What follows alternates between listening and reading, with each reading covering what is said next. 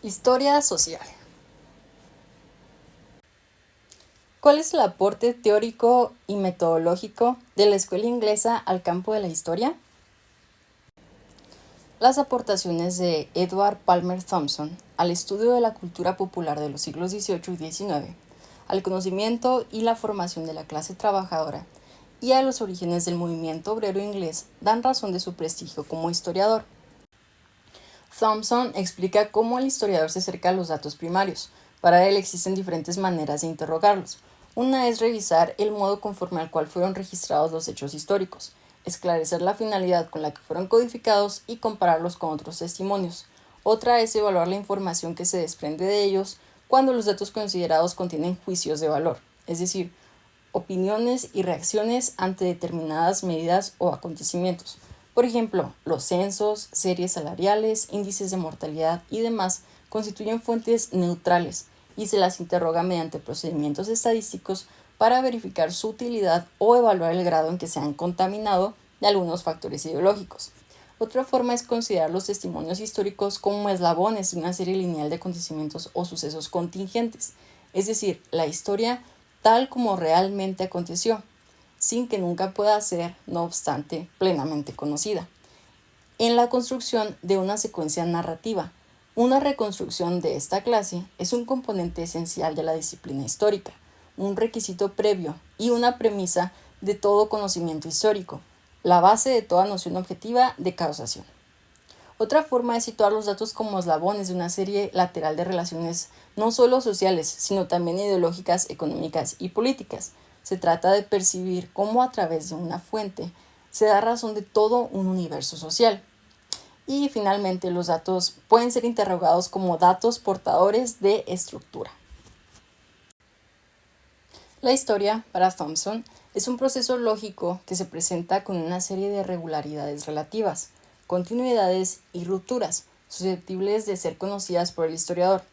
Aunque considera fundamental la forma en que el historiador interroga a los hechos, señala que la lógica del proceso histórico no está dada por la teoría y el bagaje conceptual utilizado por el investigador, sino que el acontecer histórico constituye de suyo un proceso coherente. Para Thompson, el objeto inmediato del conocimiento histórico lo conforman los datos empíricos, y la investigación historiográfica se estructura a partir de un diálogo entre los datos empíricos y los conceptos teóricos. Dicho diálogo debe quedar sujeto a la verificación fáctica. Mientras que puede proponerse cualquier teoría sobre el proceso histórico, todas las teorías que no estén conformes con las determinaciones de los datos empíricos son falsas. Remata afirmando que el objeto del conocimiento histórico es la historia real, cuyos testimonios empíricos son necesariamente incompletos e imperfectos. Los procesos acabados de cambio histórico, con sus intrincadas relaciones causales, ocurrieron de verdad, y la historiografía puede falsearlos o entenderlos mal, pero no puede en lo más mínimo modificar el estatuto ontológico del pasado. El objetivo de la disciplina histórica es alcanzar esta verdad de la historia. Cabe mencionar que para Thompson, otorgar a la historiografía el estatuto de ciencia resulta poco provechoso, lo cual no la inhibe de producir conocimientos verdaderos.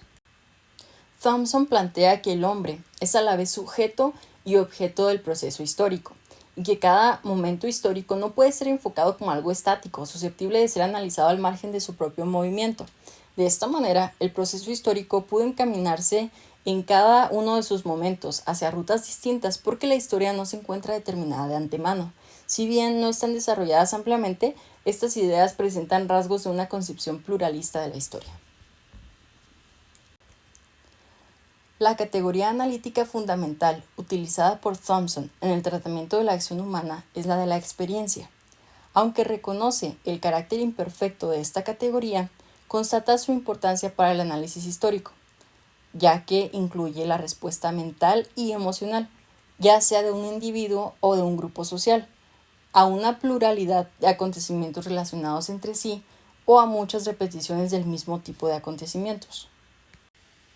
El historiador británico reivindicó a la clase frente a los científicos sociales e historiadores que niegan su existencia, a la vez que pretendió contrarrestar tanto las tradiciones intelectuales como las prácticas políticas, las cuales suprimen la actuación humana y en particular niegan la propia actividad de la clase trabajadora en la construcción de la historia.